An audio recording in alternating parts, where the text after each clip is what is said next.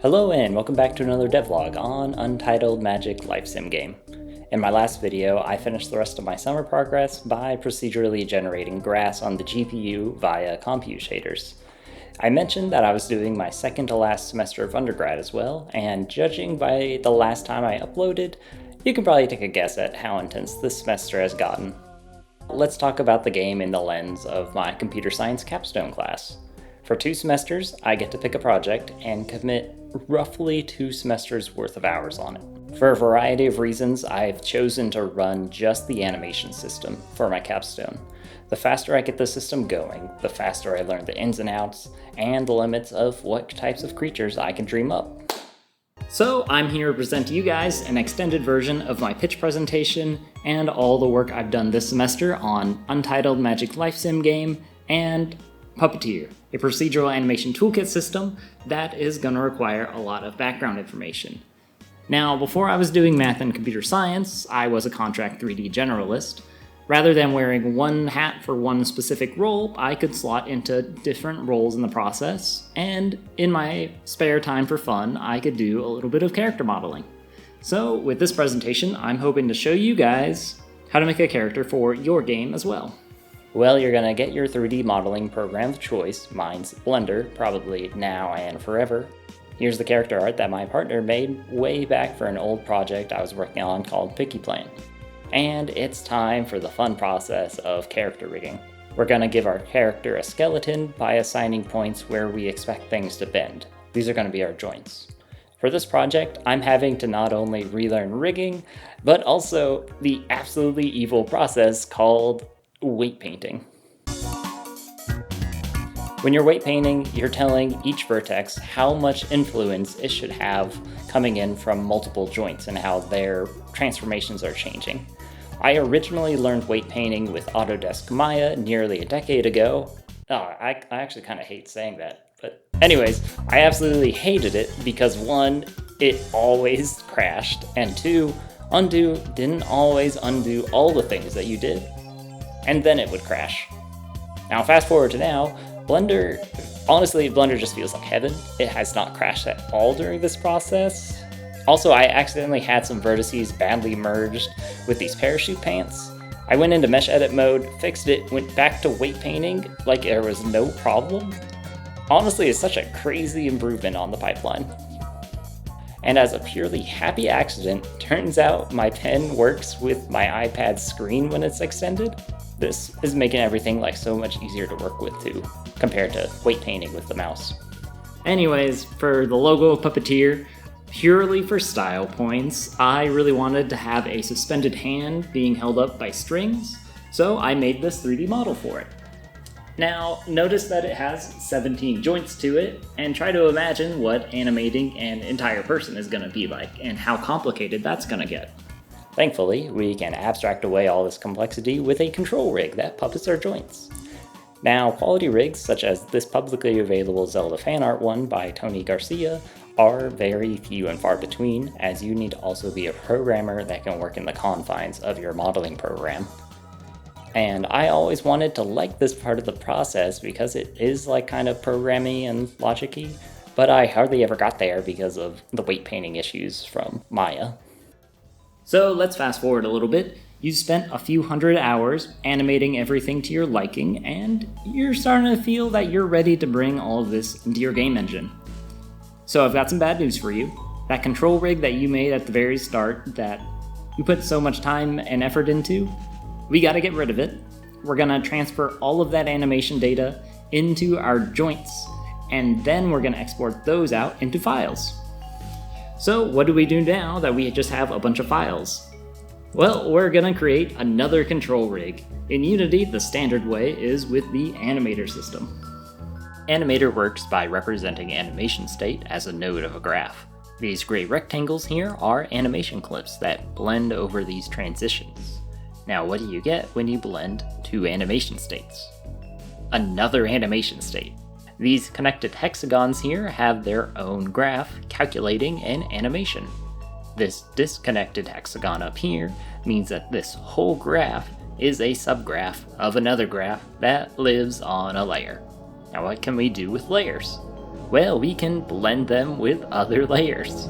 This sounds like a nightmare of spaghetti to work with. So, personal anecdote time. My community college capstone project consisted of more than 10 people working collaboratively on a Unity project.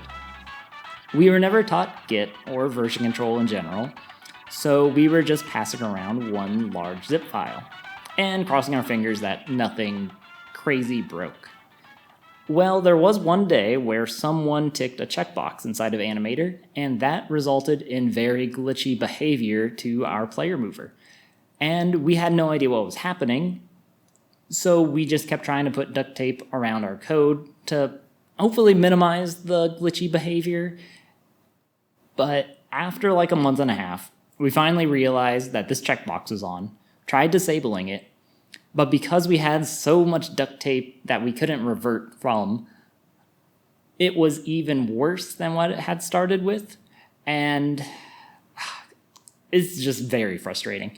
So if I seem a little biased against Animator, I'm definitely very biased against Animator. Now getting back on track. If you want a dynamic character that responds well to its environment, your character is gonna look more and more procedural based as your code is doing more and more of the heavy lifting. So let's just ditch the animator system and lean heavy on the procedural to begin with by bringing more of the rigging process into our game engine. And we'll rely more on math and physics to help smooth the process out. Puppeteer is my solution for this and consists of 3 main parts. For Untitled Magic Life Sim, I want to be able to create a diverse set of creatures, some of them being based off of bugs. And due to how varied their forms can be, let's create a whole suite of components to build whatever we want. Here's a few that I made this semester. Depending on the creature, I'll need pose-to-pose animation for a foundation to build everything else off of, such as the playable character. To start, we add a skeleton component. This creates a dictionary for fast lookup for each joint's transform reference. Dictionaries are data structures that work with key value pairs, and if you have your key, the dictionary always knows where it's stored its value, and this is considerably faster than searching through arrays linearly. Downside, Unity doesn't serialize dictionaries out of the box, but what we can do is serialize 2 arrays, one of keys and one of values, and then just recombine them into a dictionary whenever we're in play mode.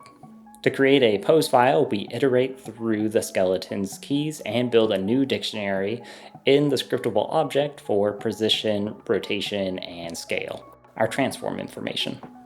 Now to actually get things moving, we'll store a few poses in an array and just interpolate between them.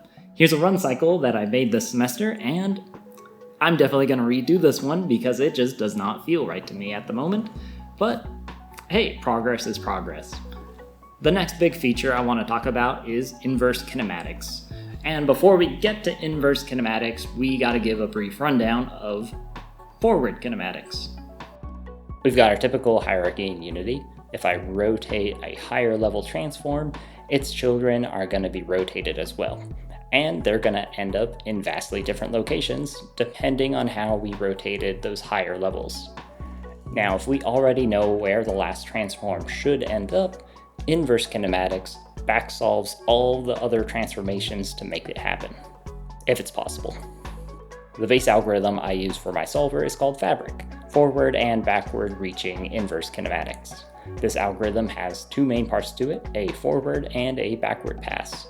Forward pass moves all of our joints towards the target, while backward pass pins the start point and pulls everything back to be more realistic and not dislocating any joints.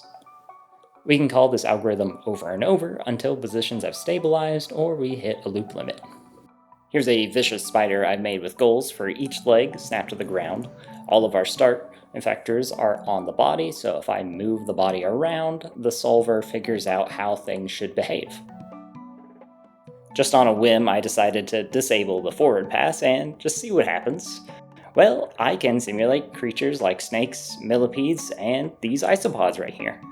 This is going to get really fun once I get locomotion and behavior systems down. For the presentation, I wanted to go even bigger though. I wanted to bring back my old octopus model I made for a weekly Sketchfab competition. Luckily, I found my old unrigged and unposed octopus model in an FBX file, which means I can actually import it into Blender. And after another round of rigging and weight painting, I think I've got something really sick to show. The octopus has a ton of joints, has to do the forward and backward passes, and needs to calculate rotations. So if you don't have too much of a background in game development, especially on the programming and physics side, I'm going to show you that rotations are very fun to work with. I'm going to point at my octopus's eyeball right here, and we'll see that the way my arm is pointing, this is a valid rotation. But these are also valid rotations as I twist my arm. So we have an infinite set of solutions, and computers absolutely hate working with that. Luckily, depending on who you're asking, quaternions can narrow down our solution.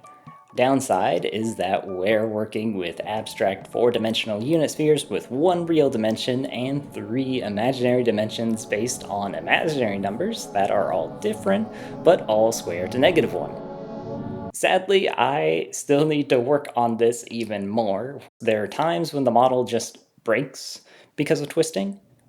I've got a lead on how to fix this with something called swing twist decomposition. This should allow me to create better joint constraints that the solver can depend on. Alright, so that was a lot of math and technical jargon I just threw at you, and I think you're ready for a break.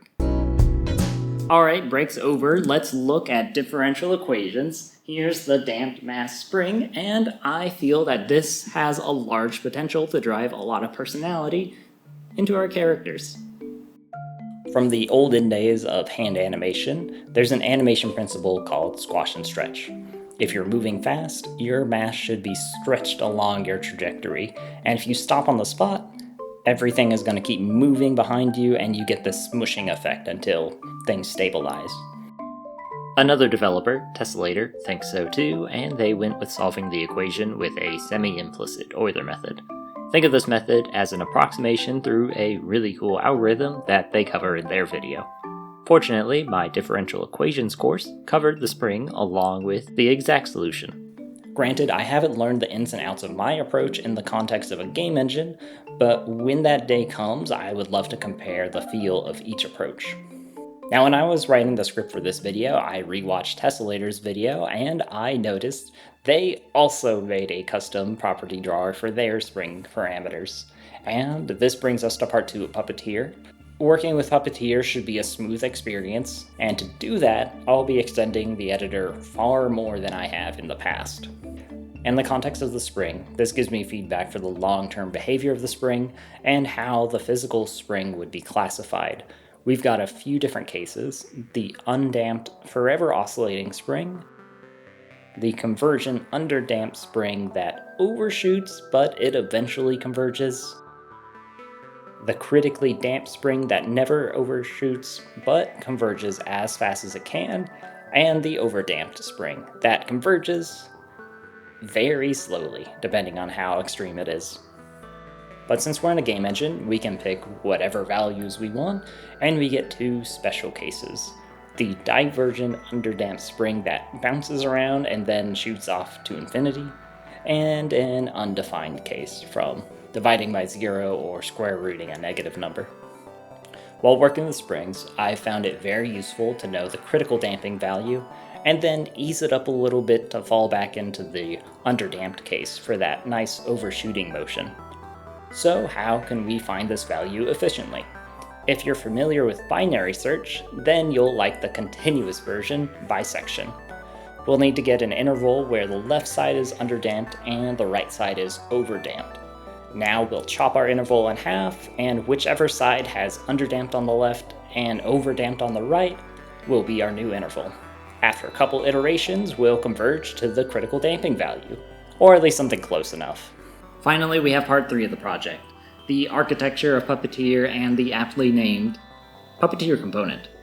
I want all of my individual components to work independently, but also in a puppeted mode. In that mode, the output of the component's calculations will be the direct input of the next. I ran into this issue already with calculating the player's velocity with the character controller video that I put out in the summer, and that script It turned out to be way too long, and I feel that adding new features to it will get tedious very quickly. I'm hoping that this approach works much better. Plus, this gets around Unity's pseudo-random way of choosing which scripts get called first.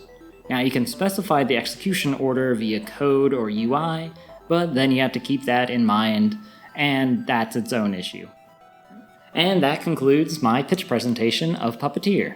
Now, there are going to be parts of this presentation that sound very outlandish, like just replacing Animator entirely, and I'm aware that it's really ambitious for a 1-year undergraduate project, but you know what? I think that's part of the fun with this thing, and why not try it?